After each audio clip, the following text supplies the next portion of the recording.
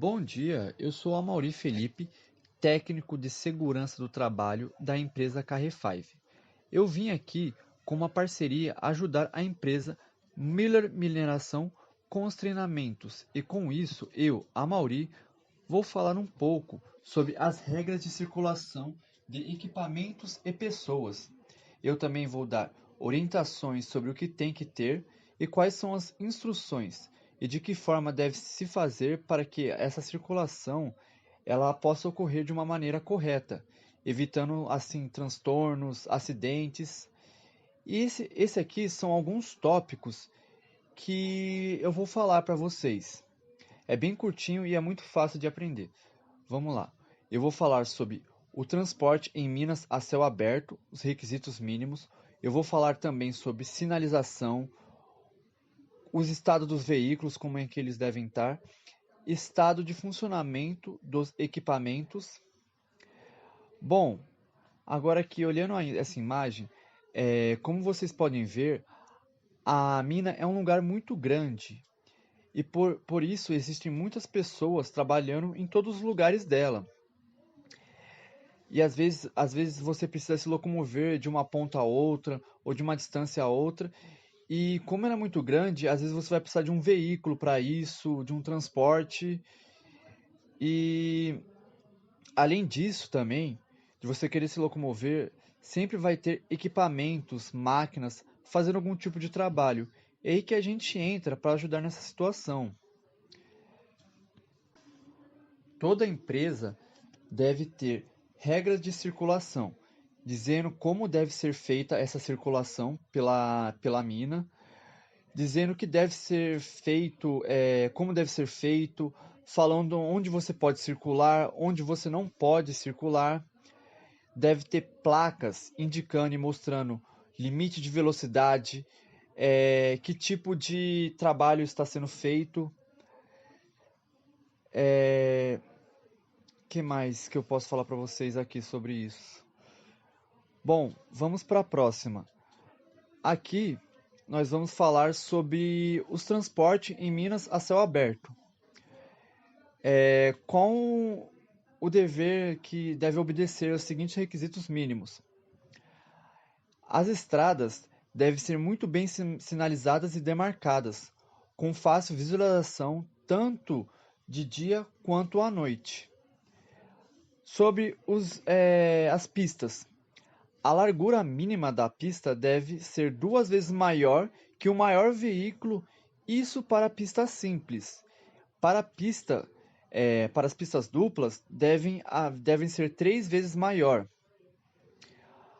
Aí aqui, como vocês podem ver, essas bandeiras, os veículos de pequeno porte que transitam por ali na área de mineração a céu aberto devem possuir sinalização e essa sinalização deve ser feita por meio de bandeiras muito bem sinalizadas ou outro dispositivo que permita a sua visualização pelos operadores e os demais funcionários que estão por ali.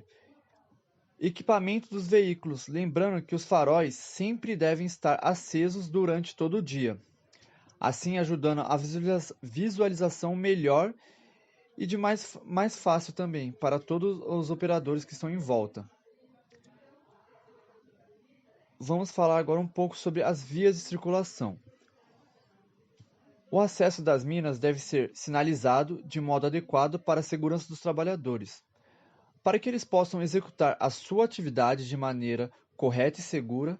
Com isso, toda a mina deve possuir plano de trânsito, estabelecendo regras de preferência de movimentação e distâncias mínimas. Para as máquinas e equipamentos, os veículos que vão trafegar nessa área elas devem obedecer o limite de velocidade permitida. Sobre os equipamentos de transportes e materiais, elas devem possuir bloqueio para impedir que qualquer pessoa que não esteja autorizada possa ligar esse equipamento. Por isso que elas têm um bloqueio para que essa pessoa não ligue e acabe acontecendo um acidente, tanto causando problemas para essa pessoa quanto para os demais funcionários. Por isso que, além desse bloqueio, somente pessoas habilitadas, capacitadas, pode manusear esses veículos. Agora eu vou falar um pouco sobre o estado dos veículos. Sobre o estado dos veículos, devem possuir bom estado de funcionamento e também estar muito bem conservado. Porque ninguém quer operar uma máquina defeituosa ou você quer que aconteça algum problema por conta disso. Eles devem estar funcionando muito bem, os faróis, as buzinas, os espelhos retrovisores, tudo para facilitar o trabalho e também a segurança de todos. Agora, puxando um pouco para o transporte das pessoas, o mínimo que, o mínimo que esses veículos devem ter são assentos com encosto, cinto de segurança, proteção contra intempéries ou contato acidental com tetos das galerias. Por isso que tem esse protetor. E também escadas para embarque e desembarque quando necessário. Deve ser sinalizado em placas de fácil visualização perto e durante o percurso, a capacidade e também a velocidade do veículo. Isso tudo no caso do transporte conjunto de materiais. Somente no, no, eu falei errado. No caso de transportes conjunto de pessoas e materiais, somente será permitido em quantidades compatíveis com a segurança e quando eles estiverem acondicionados de materiais de maneira segura, em um compartimento adequado, ou seja, se eles estiverem projetados ou adaptados para tal fim por um profissional legalmente habilitado. Já para a movimentação na superfície do trabalho, os postos de trabalho devem ser dotados de plataformas móveis sempre que a altura das frentes de trabalho for superior a 2 metros ou a conformação do piso não possibilite a segurança necessária. Isso ocorre quando o piso não tem aquela garantia necessária para os trabalhadores andarem e essas plataformas móveis para a segurança do trabalhador elas devem possuir piso antiderrapante, sendo resistentes e mantidos em condições adequadas de segurança, com no mínimo 1 metro de largura, lembrando que o rodapé de 20 centímetros de altura e guarda-corpo para garantir a sua estabilidade e condições de uso.